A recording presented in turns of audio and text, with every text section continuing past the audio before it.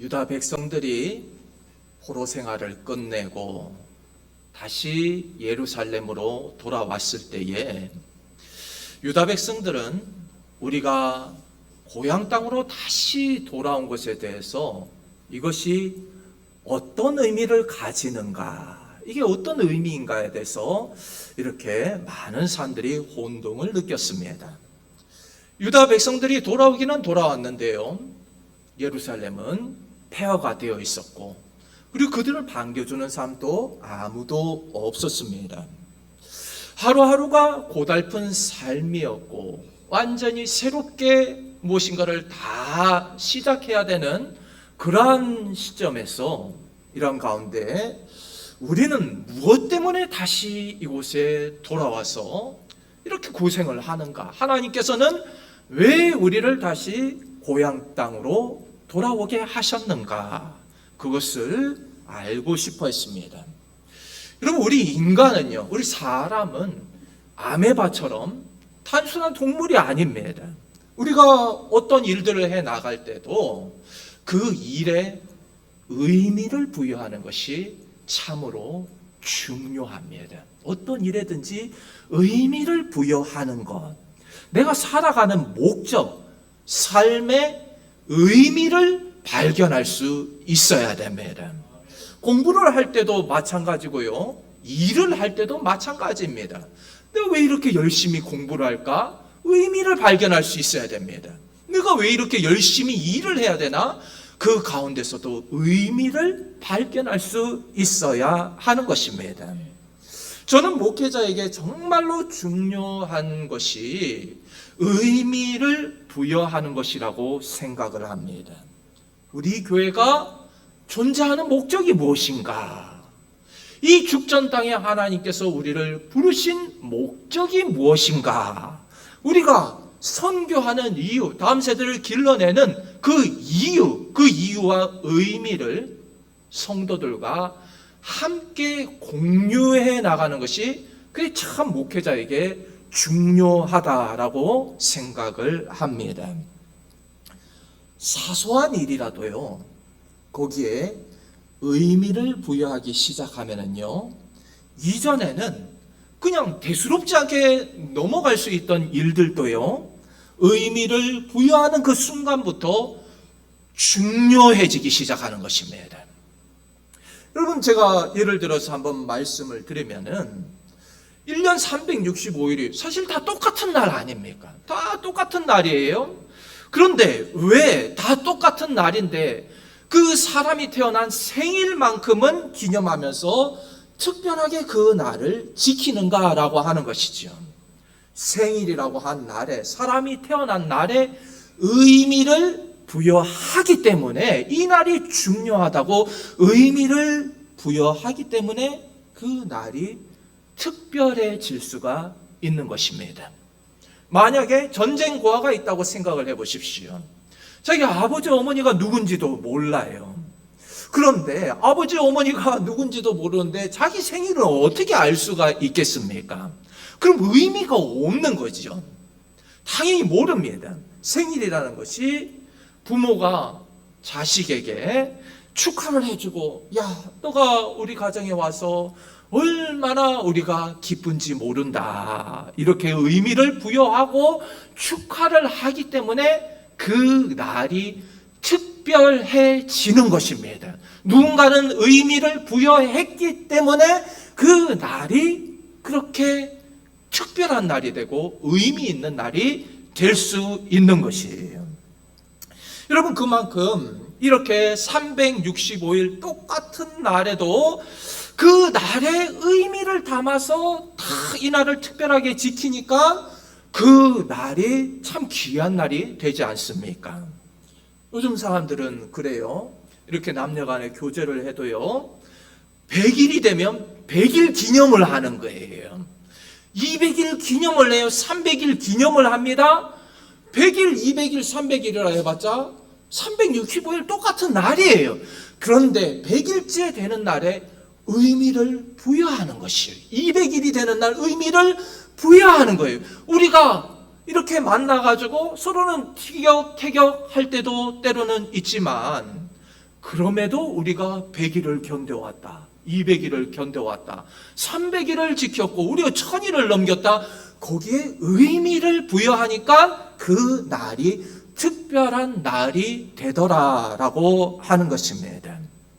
그러니까 포로에서 돌아온 지금 이 유다 백성들에도 지금 가장 중요한 것이 무엇인가 하면은요, 하나님께서 우리를 다시 돌아오게 하신 목적이 무엇인가, 우리가 이방 땅에서 다시 돌아오게 된 그 의미가 무엇인가, 이것을 발견하는 것이 그들에게는 참으로 중요했습니다.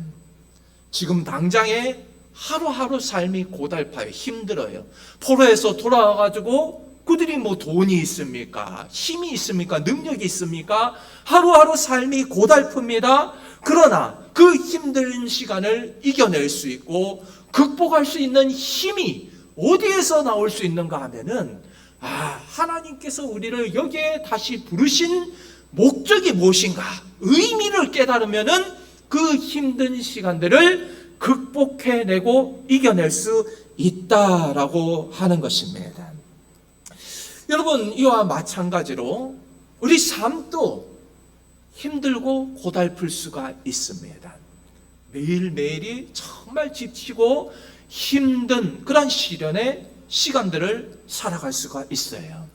그러나 그 속에서 고난의 시간을 통과하면서 그 고난의 의미를 깨닫게 될 때에 그 시간들을 이겨내고 극복할 수가 있는 겁니다. 그 힘든 시간, 어떤 의미가 나에게 있는지도 모르고 그냥 하루하루 빨리 지나가기만 원한다고 하면은 그 시간은 의미가 없는 것이죠. 여러분, 그래서 지금 유다 백성들에게 중요한 것도 바로 지도자의 역할입니다. 지도자가 백성들에게 어떤 의미를 부여해 주는가, 우리가 왜 이 땅에 돌아왔는가, 그것을 다시 한 번 더 확인시켜 주면은 그들은 힘들어도 이 시간들을 잘 이겨낼 수가 있는 것입니다. 여러분, 그런데 지도자가 나서가지고 하나님께서 우리를 다시 이 땅으로 부르신 목적이, 예전에 다윗 왕국의 그 영광을 하나님께서 다시 찾아주시기 위해서 솔로몬 시대처럼 다시 떵떵거리면서 살 수 있게 해주시려고 그렇게 하나님이 우리를 부르셨다. 만약에 그렇게 말한다고 하면요, 그거는 하나님의 뜻과는 완전히 다른 것을 말하고 있는 겁니다. 하나님의 뜻은 그게 아니에요. 하나님은 지금 다윗 시대, 솔로몬 시대의 영광을 회복시키기 위해서, 그래서 유다 백성들 다시 돌아오게 하신 것이 아니라는 거예요. 예전처럼 다시 큰 나라를 가지고 막 떵떵거리면서 살라고 그렇게 하나님이 다시 불러오신 것이 아니라고 하는 겁니다. 그러면 하나님께서는 왜 유다 백성들을 다시 고국 땅으로 돌아오게 하셨는가? 당시 대부분 유다 백성들은요, 이스라엘 왕국을 다시 재건하는 것이, 이전의 영광을 다시 되찾는 것을, 그것을 사명으로 생각했습니다. 그런데 중요한 것은 하나님의 생각은 그것과 달랐다는 거죠. 하나님은 뭐라고 말씀하시는가 하면은요, 과거의 이스라엘 왕국은 완전히 끝이 났다는 거예요. 과거는 잊어버리라는 것입니다. 과거의 그 영광을 되찾아서 다시 솔로몬 시대처럼 막 떵떵거리면서 살고, 그거 하나님의 뜻이 아니라는 것입니다. 하나님은 유다 왕국도 끝났고 이스라엘 왕국도 끝났고, 내가 다시 새로운 왕국을 세우겠다, 새로운 나라의 비전을 하나님께서 선포하고 계시는 것입니다.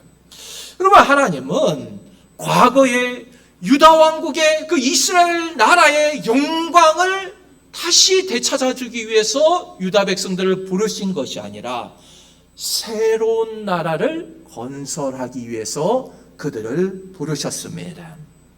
여러분, 그렇기 때문에 이제는 유다 백성들이 과거를 바라볼 것이 아니라, 과거에 매여 있는 것이 아니라, 과거에 우리가 얼마나 잘 살고 힘이 있는 나라였는가, 다시 그때로 돌아가자. 그게 아니라는 거예요. 중요한 것은 새로운 시대를 준비하는 일에 우리가 모두 함께 헌신하자. 하나님께서 준비하시는 그 새로운 나라의 도래를 위하여서 우리가 헌신하며 충성하자. 하나님께서는 이것을 말씀하고 계시는 것입니다. 예수님께서 뭐라고 말씀하시는가 하면요, 새 술은, 새 포도주는 새 부대에 담아야 된다. 새 포도주는 새 부대에 담아야 된다. 옛 것을 계속해서 고집하고 있으면 안 된다. 과거의 영광에만 취해 있으면 안 된다는 거예요. 여러분, 우리도 마찬가지입니다. 하나님께서 우리 삶에 어떠한 목적을 가지고 계시는가? 하나님께서 우리가 어떤 비전을 품고 살아가기를 원하시는가? 계속해서 과거에만 매달려 있는 것이 아니라 앞으로 미래를 향하여서 나아가기를 하나님은 원하고 계신 줄로 믿습니다. 사람들은요, 과거에 어떤 강한 충격을 받거나 그러면요, 과거에 아픈 기억을 통하여서 트라우마라는 것이 만들어지게 됩니다. 트라우마, 다들 들어보셨지요? 과거에 고통스러웠던 기억들, 아팠던 기억들, 슬펐던 기억들, 세월이 흐르면 무뎌지고 이제는 좀 괜찮아지는가 싶었는데 아무런 것 같지만은 또 그와 비슷한 상황이 찾아오게 되면은 과거의 상처들이 다시 올라오는 거예요. 과거의 아픔들이 다시 올라오게 되는 거예요. 왜냐? 트라우마가 올라오기 때문입니다. 트라우마로 남기 때문이에요. 사람들은요, 과거의 실패를 경험하면은요, 다시 실패를 할까 두려워하는 마음들이 있습니다. 다시 실패하면 어떻게 하나? 그래서 앞으로 나가지를 못하는 거예요. 과거에 발목이 잡혀서 앞으로 나가지를 못하는 거예요. 또 실패할까 봐 두려운 거예요. 그게 바로 트라우마라고 하는 것입니다. 오늘 본문 15절을 보면은 하나님께서는 유다 백성들에게 두려워하지 말아라 라고 말씀을 하십니다. 두려워하지 말아라. 하나님은 왜 두려워하지 말라라고 말씀을 하실까요? 이미 그들은요, 이 유다 백성들, 이스라엘 백성들 과거에 하나님의 언약을 깨고 죄짓고 범죄하고 우상 섬기고 그렇게 해서 비참하게 멸망당한, 나라가 망하게 된 그런 트라우마를 가지고 있는 거예요. 과거에 이런 고통스러웠던 기억들이 그들에게 남아있는 것입니다. 나라가 망했어요. 포로로 끌려갔습니다. 그러니까 그들에게는 어떤 마음이 있는가 하면은 또다시 나라가 망하면 어떡하나, 또 우리가 뭔가를 잘못해서 두려워하는 그런 마음들이 있는 거예요. 그들은 하나님을 두려워했습니다. 먼저 하나님을 두려워하는 거예요. 하나님은 심판하시는 하나님으로, 두려운 하나님으로, 우리가 또 지금은 돌아왔지만 언제 또 잘못을 할지 모르는데 그러면 하나님은 또 우리를 심판하시고 징계하시고 또 이방으로 쫓아내실 것이 아닌가, 두려운 마음이 있는 거예요. 과거의 그 두려운 마음, 트라우마가 그들을 꽉 붙잡고 있는 것이에요. 여러분, 그런데 하나님 뭐라 말씀하시는가 하면은요, 15절 말씀을 우리가 함께 읽도록 하겠습니다. 15절입니다. 시작. 이제 내가 다시 예루살렘과 유다 족속에게 은혜를 베풀기로 뜻하였나니 너희는 두려워하지 말지니라. 아멘. 하나님 뭐라고 말씀하십니까? 내가 너희들에게 다시 은혜를 베풀기로 작정했다. 내가 마음 먹었다. 내가 작정해서 내가 이 일을 이룰 테니 너희들은 두려워하지 말아라. 염려하지 말아라. 걱정하지 말아라. 과거에만 매여 있지 말아라. 또 말할까봐 두려워하지 말라는 거예요. 내가 다시 은혜를 베풀기로 작정했다. 마치 홍수 심판 후에 하나님께서 내가 다시는 세상을 물로 심판하지 않겠다. 그러니까 두려워하지 마라. 언제 또 비가 많이 내려가지고 비 올 때마다 너희가 걱정할 거 아니냐. 비가 조금만 많이 오면은 또 세상이 다 잠겨가지고 망하는 게 아니냐. 너희들이 걱정할 수 있으니까 두려워하지 말아라. 하나님께서 그러면서 하늘에다가 무지개를 걸어주시는 거예요. 두려워하지 말아라. 이것과 마찬가지로 하나님께서는 유다 백성들에게 내가 다시 은혜를 베풀기로 작정했으니 너희들은 두려워하지 말아라. 안심시켜주고 계시는 거예요. 여러분, 그들은 하나님을 두려워하기도 했지만은 또 그들을 두려워하게 하고 그들의 발목을 잡고 있었던 것은 무엇이 있었는가 하면은 당시의 세계는요 크게 격동하고 있었습니다. 남유다를 망하게 했던, 남유다를 쓰러뜨렸던 바벨론, 그럼 바벨론 제국도요 페르시아에 의해서 멸망당하는 거예요. 그 바벨론, 그 큰 나라도 페르시아에 의해서 멸망을 당했어요.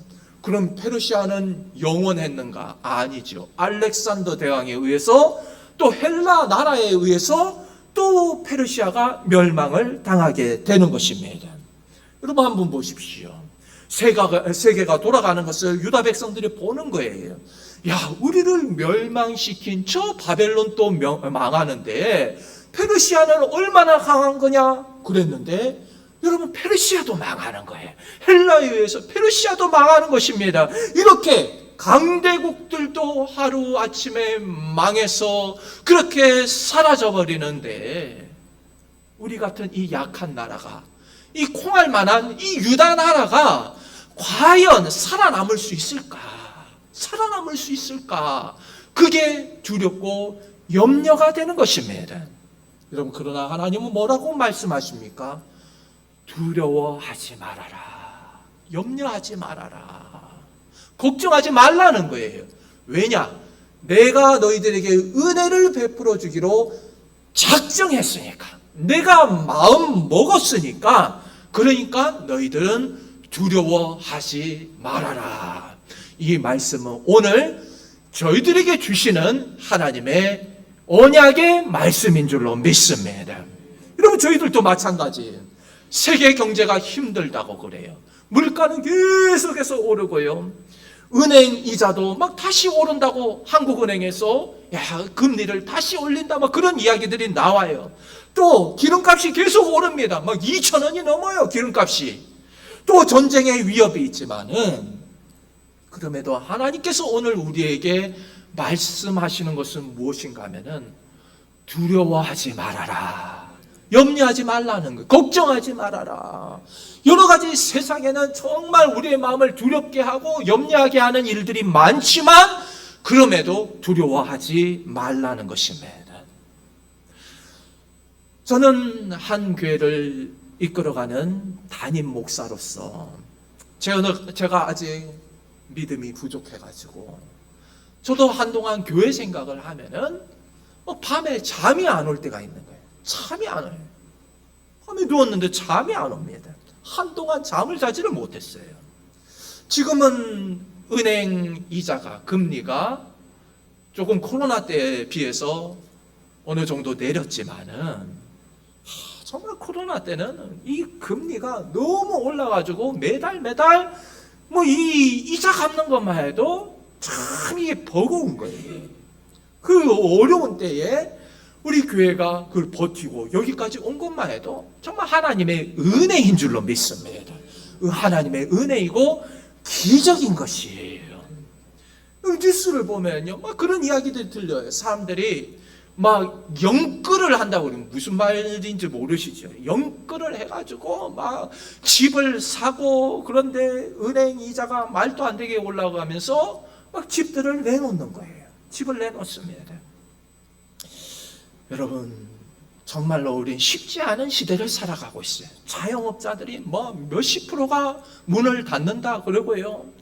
그 커피숍들도 보면은요, 커피숍이 10개를 열면은 9개가 닫는데요. 평균적으로 커피숍을 10개를 열면은 9개가 닫는다. 얼마나 정말 어려운 시대를 우리가 살아가고 있는지 모릅니다. 여기저기서 막 죽겠다는 소리가 막 들려와요. 여러 나라들이 막 전쟁을 하고, 우크라이나, 러시아 전쟁도 하지요. 또 중동에 전쟁을 하지요. 안 그래도 세계 경제가 이렇게 막 얼어붙고, 또 호르무즈 그 해협에 다시 거기를 막는다 그러고요. 기름값이 뛴다고 그러고, 그런데도 막 중국은 대만을 공격한다 그러고 전쟁의 소문이 들려오고, 그러면은 마음이 불안해지는 거예요. 마음이 불안해집니다. 야, 여기서 물가가 더 올라가면 어떡하나? 달러가 막 1,500 몇십 원씩 올라가고요. 야, 이거는 너무 심각한 거예요. 너무 심각한 거예요. 제가 코로나가 처음 시작할 때 우리 교회 처음 왔지요. 지금은 좀 그나마 괜찮아졌지만, 그나마 괜찮아진 겁니다. 지금 또 제가 처음 와가지고 은행 이자를 내는 걸 2배를 우리가 내고 있습니다. 이런 걸 생각하면 저도 인간인지라 불안하지요. 여러 가지 막 현재 상황들을 놓고 보면은 마음이 답답한 거예요. 막 산에 가가지고 그냥 소리라도 외치고 싶은 그런 심정입니다. 그러면서 하나님께서 뭐라고 말씀하시는가 하면은, 엎드리면 하나님께서는 언제나 두려워하지 말아라. 두려워하지 말아라. 염려하지 말아라. 걱정하지 말아라. 여러분, 나만 걱정거리를 가지고 있다고 절대로 생각하지 마십시오. 나만 걱정거리가 있고 세상 짐은 나 혼자만 둘러매고 사는 것처럼 그러지 마시라니까요. 모두가 다 걱정거리 다 가지고 살아가는 거예요. 다 교회 나오면 웃고 그래서 그렇지, 다 마음에는 걱정거리가 하나씩은 다 있는 거예요. 여기 안 힘든 사람이 어디 있습니까? 인생이 그냥 쉽기만 하고 편하기만 한 사람이 어디 있느냐라고 하는 거예요. 본인만 세상에서 제일 힘든 사람인 것처럼 그러지 마시라니까요. 다 힘들어요. 다 힘들고 다 어렵고요. 다 말 못할 사정들이 있는 거예요. 나 혼자만 끙끙거리면서 나 혼자만 왜 이렇게 힘드냐, 그러지 마시라니까요. 여러분, 그럼에도 다 힘들지만은 하나님 앞에 나와가지고 엎드리면은 하나님은 다시 우리에게 소망을 주시고, 두려워하지 말아라, 염려하지 말아라, 걱정하지 마, 내가 너희들에게 은혜를 베풀어 주기로 작정했으니 두려워하지 말아라.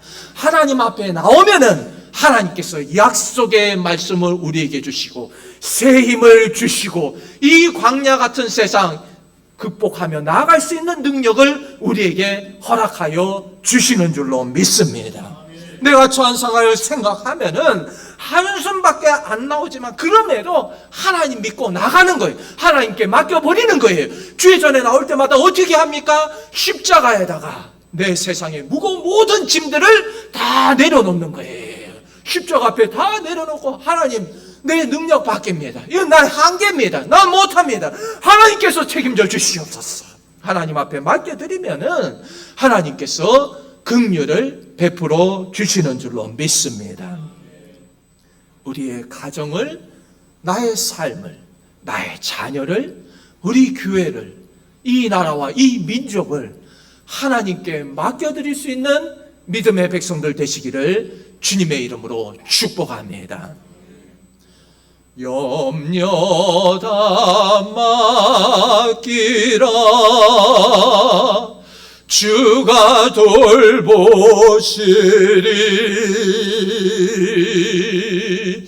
주는 평화, 우리의 평화, 염려 다 맡기라, 주가 돌보시리,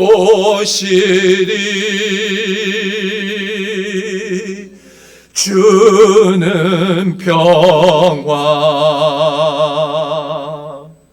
우리의 평화. 아멘. 주님은 우리의 평화가 되시는 줄로 믿습니다. 눈물 나고 걱정되고 염려되는 세상 일들이 많을 때에도 하나님 앞에 나아가서 우리의 평강이 되시는 그 주님 앞에 모든 염려들을 다 맡기면 하나님께서 성령의 능력을 우리에게 부어주시고 이 모든 고난의 시간, 시련의 모든 순간들을 다 이기고 극복하게 하시는 줄로 믿습니다. 신앙생활이라는 게 뭐 딴 게 있습니까? 고난이 찾아오고 힘들면 그냥 하나님 앞에 나가는 거예요. 내 마음을 하나님 앞에 토로하는 것입니다. 다 하나님 앞에 다 올려드리는 거예요. 기도하고 찬송하고 그러면은 우리 마음 가운데 다시 평강이 찾아오는 줄로 믿습니다. 너에게 평강이 있을지어다. 우리 주님께서 부활하신 후에 제자들에게 가장 먼저 하신 말씀은 너에게 평강이 임할지어다. 주님께서 오늘 우리에게 찾아오셔서 우리의 마음 가운데 평강을 주시는 줄로 믿습니다. 주여 이 시간 나에게 주님의 평화를 부어 주시옵소서. 여러분 두려워하지 마십시오. 주의 전에 나올 때는 여러 가지 걱정과 염려로 나오지만 그러나 저 문을 열고 나아갈 때는 다시 한 번 더 하나님께서 주시는 확신과 믿음 가지고 또 우리가 힘을 얻어서 나아가는 것입니다. 우리가 신앙생활하는 목적이 바로 그겁니다. 우리가 힘들 때, 우리가 지칠 때 하나님 앞에 나오면 새 힘을 허락해 주시는 거예요.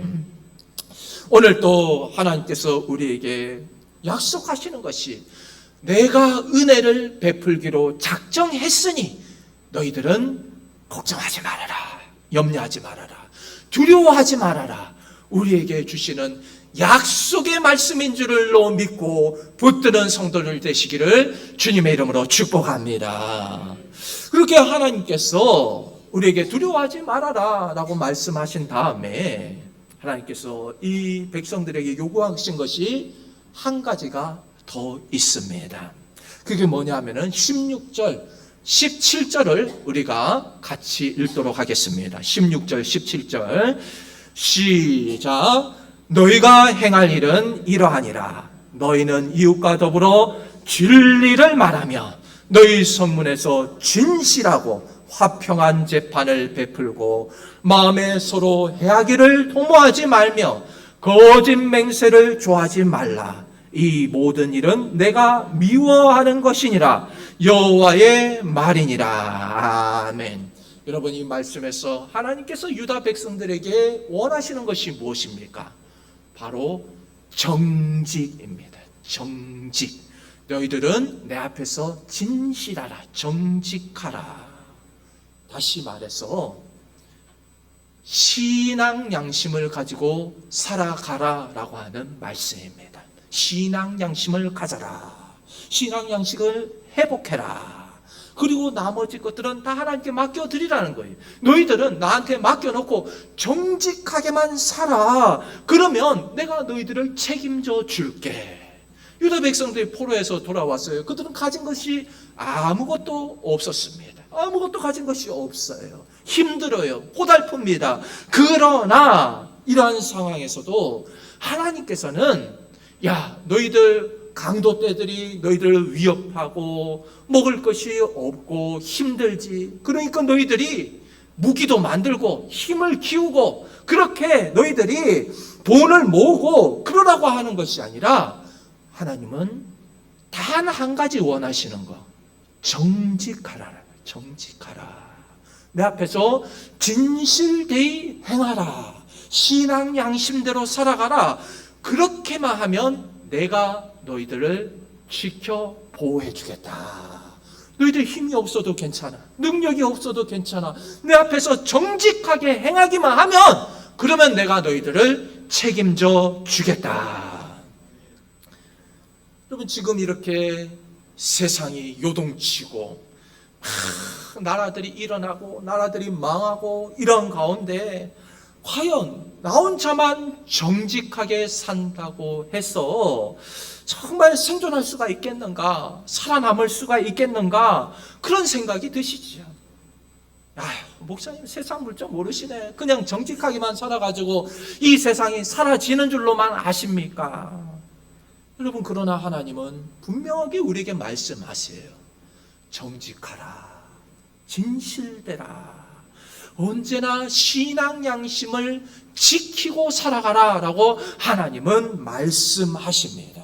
정직하기만 하면은 바벨론도 망하고 페르시아도 망하고 헬라 제국도 망하고 로마가 망한다 할지라도 그러나 내가 너희들은 끝까지 붙들어 주겠다. 여러분, 이것이 하나님의 약속입니다. 여러분, 이 말씀을 믿으시기를 축복합니다. 하나님 앞에 정직하게 행하는 것, 하나님께서는 그걸 원하시는 거예요. 과거를 청산하고 하나님의 백성으로 첫걸음을 뛰는 것, 그것이 바로 정직함이었습니다. 너는 내 백성답게 행하라. 그게 바로 정직입니다. 오늘날 사람들은요, 깨끗한 양심으로 살아가는 것, 정직하게 행하는 것, 신앙 양심으로 살아가는 것 별로 중요하게 생각하지 않습니다.